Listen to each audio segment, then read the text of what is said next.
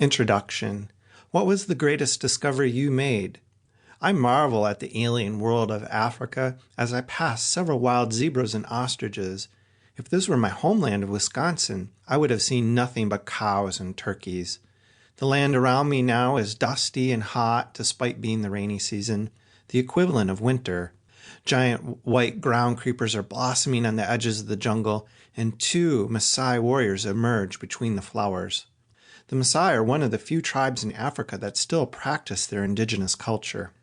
They wear the traditional blood-red robes with heaps of rainbow-colored jewelry and carry spears for protecting their cattle from lions. They are giant men compared to me, 2 meters tall with glistening muscles. I am equally glistening with sweat and regarded as a giant in many other countries with smaller humans than myself.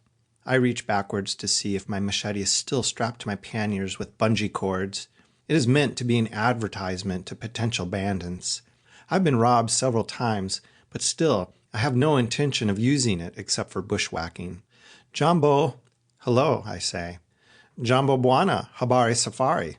Hello, sir, how was your journey? They reply. I'm near the border and I know the Maasai people are nomadic, so after the usual pleasantries I ask, are you from Kenya? No, Maasai, they say. Are you from Tanzania? No, Maasai. I know they have more affiliation with their tribe than their country, but still, I'm interested in their citizenship and how they navigate the borders with their cattle.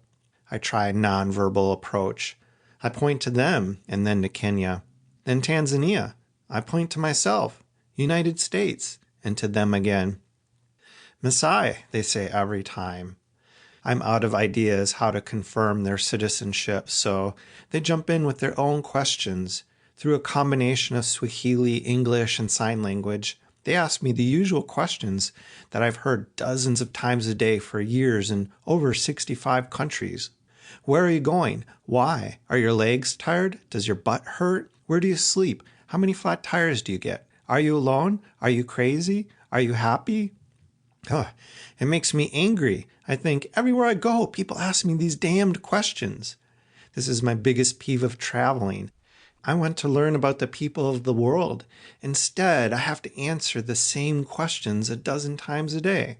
However, this time, I wonder how these men, who don't even know in which country they live, can possibly be asking me the same questions. Presumably, like the other Maasai I've met, they have never gone to school, can't read a newspaper, have never watched television, or traveled further from their home than the next village. Some have never even seen a foreigner or heard of the United States.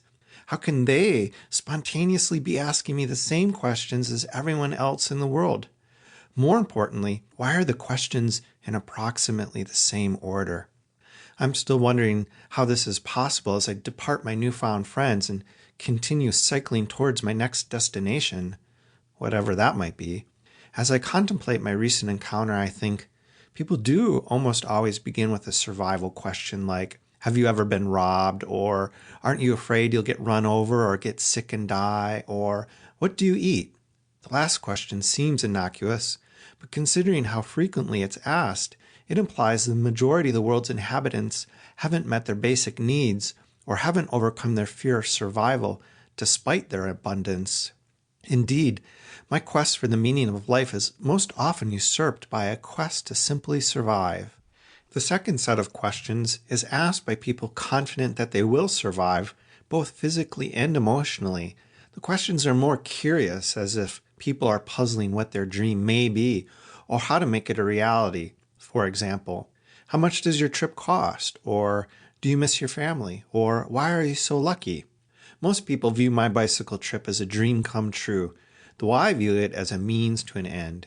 And eventually, the questions people ask become more profound, like, did you find what you're looking for? Or did you fall in love?